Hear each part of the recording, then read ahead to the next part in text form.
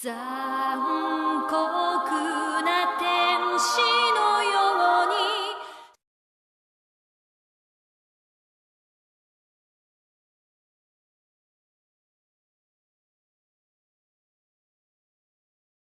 desde el segundo impacto hasta la creación de NERV. Y como podemos ver en todo este discurso que nos dan principalmente los protagonistas, hay un gran soberbia, ¿no? Una gran confianza sobre la ciencia.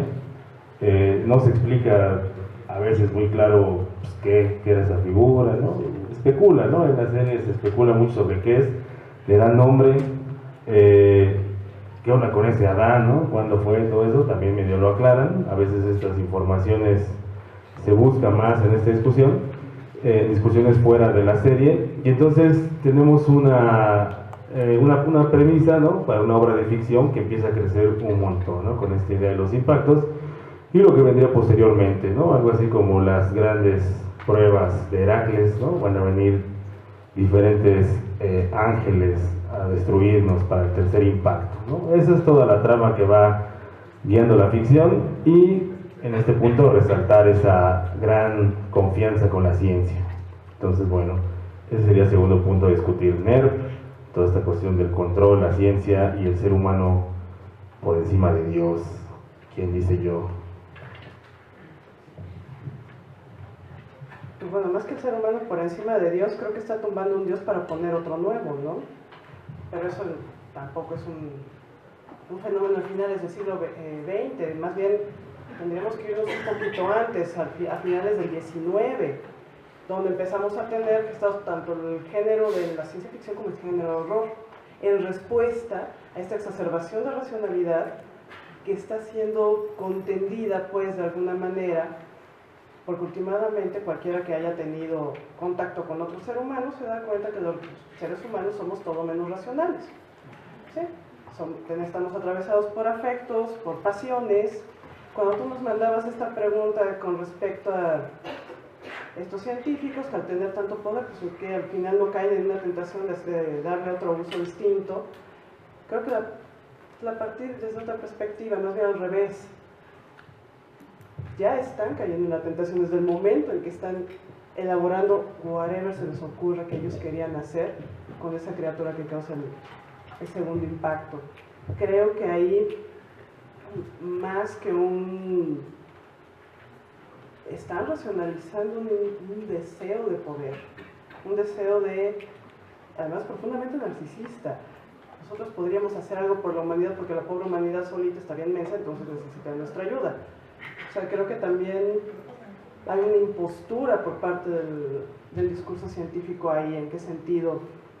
En un sentido muy violento. O sea, creo que particularmente el personaje del doctor Ikari es un hombre terrible, es un padre totémico, devorador, sí, dictador, casi fascistoide, evidentemente en ese trip que él también trae. No me extraña que considere que está habilitado para hacer uso de ese poder, y nada más él, y que después se le salga de control, ¿no? O sea, últimamente, por más orate que el hombre pueda estar, sigue siendo un hombre fallido, limitado, que se está metiendo con algo que es evidente que rebasa por mucho las capacidades humanas, ¿no? Pero por otro lado, el cuate no admite tener un límite, jamás, en ningún momento. Ok, bueno, fantástica esta parte, ¿no? Para no hacer spoiler, bueno, es que lo voy a hacer necesariamente, porque al final aparece ahí Adán, ¿no? ¿Quién es Adán?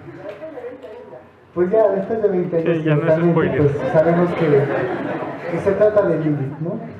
Aquí están haciendo referencia a algunos fenómenos que tienen que ver con la interpretación de la cábala judía. Es una interpretación por algunos estudiosos de la propia Torá, del santo texto de los judaicos, y nos hacen alusión a Lilith, ¿no? Como la primera mujer que tuvo Adán. ¿Y qué está sucediendo aquí en la serie? Vemos que cuando se conforma NERV, en realidad se llamaba Gehirn, que era cerebro en alemán, y NERV, pues obviamente significa nervio en ese mismo idioma germánico. Posteriormente SIL, que es la que controlará a esta organización organización de NER, anteriormente llamada Gehirn, significa curiosamente en alemán alma, alma, cerebro y nervio, ¿no? Conectados. En ese sentido, cuando nos traen, nos evocan esta parte de Lilith, nos quedamos pensando, ¿dónde rayos está NER? ¿Dónde está situada? Está situada en donde se encuentra Lilith, donde chocó el meteorito que hizo el verdadero segundo impacto. Se supone que para los más estudiosos en esta parte, NERV es una organización que se dedica a destruir los ángeles que vienen a invadir la Tierra, aunque en realidad, como ya nos menciona la doctora Blanca, la intención de su comandante en jefe Ikari Gendou es otra, es muy diferente. Él quiere que todos nos convirtamos como en juguito, ¿no? Como que nos unamos al todo de la sociedad y que a fin de cuentas todo se purgue, porque la sociedad se ha convertido en una cuestión inútil, ¿no? Se ha hecho perturbadora, se ha pervertido demasiado, ¿no? Entonces aquí vemos nosotros algo muy interesante, no solo el posicionamiento de cómo se construye el NER, sino cuáles son los requisitos que debe de reunir una persona para trabajar ahí. Es decir, no sé si saben algunos de ustedes que esta distopia se vuelve pues una posible utopía, ya que se supone que la ONU es la que comanda a NER, aunque en realidad lo hace SEAL. La ONU, y dices, carajo, entonces estamos hablando de un lugar posible en un mundo que ya pasó, ¿no? Y incluso en las escuelas dicen que hay un pequeño chorro, ¿no? Por ahí de cómo se fue el segundo impacto. Dicen los maestros en la escuela que ocurrió porque cayó un gran meteorito, como algo parecido a lo que fue Yucatán aquí con los dinosaurios hace 60 millones de años, ¿no? Y entonces están a través de diferentes relatos construyendo la propia realidad de lo que ni siquiera saben que están combatiendo y crean organizaciones para creer que están eliminando algo o están salvando a la humanidad cuando en realidad se trata de otra cosa muy diferente. Cierro mi intervención.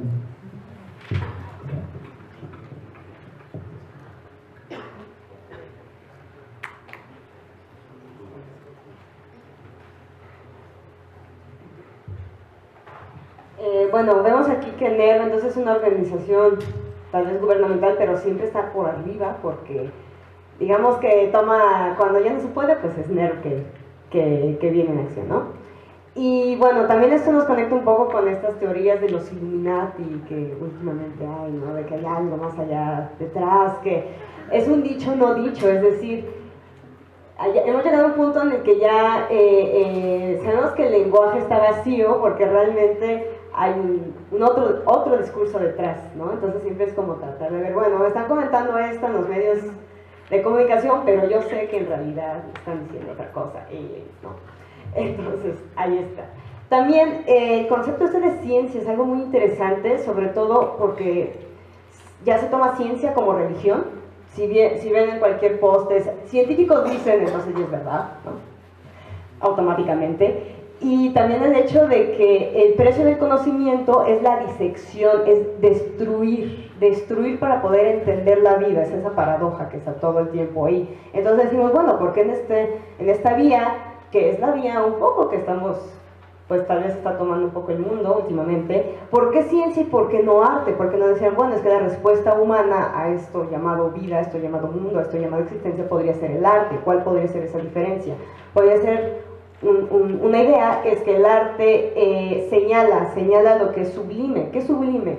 Pues el velo, pero es un velo que si se arranca no hay nada detrás. Y la ciencia al parecer lo que quiere es arrancar ese velo, pero el horror real de la ciencia es que no hay nada detrás. Entonces lo sublime se vuelve siniestro.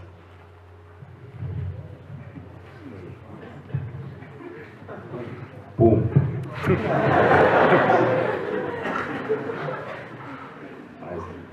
Bueno, en ese sentido me gustaría retomar esta cuestión de la ciencia.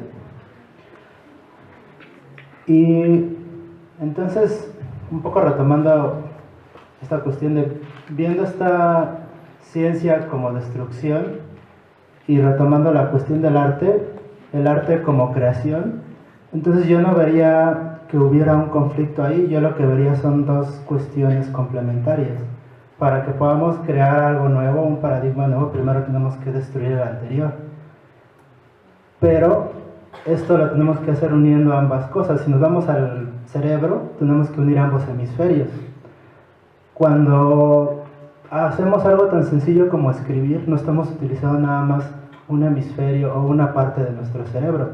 Es una armonía interna de diferentes estructuras funcionando de manera que podamos hacer algo tan sencillo como hablar o escribir. No es que esté colocado en una sola parte. Si esto lo llevamos al ámbito social o al ámbito cultural, no es, por ejemplo, que un solo genio o un solo teórico lleve a la humanidad a un nuevo punto, a una nueva etapa, sino una construcción a través de quienes cooperan directamente y quienes cooperaron indirectamente para la creación de esto nuevo. Y ahí creo que podemos ver la diferencia, por ejemplo, entre la manera de pensar en Japón e incluso la manera económica de pensar en Japón de la manera de Estados Unidos, que es la siguiente potencia.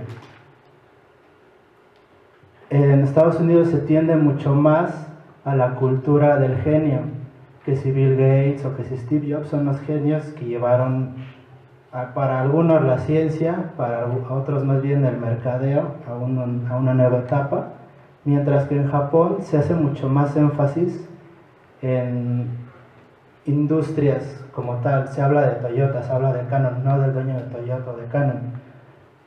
E incluso esta estructura de Cele, estos seres o personas que no sabemos quiénes son, no sabemos dónde están, pero sabemos que manejan los hilos, es muy similar a muchas de las estructuras corporativas de Japón.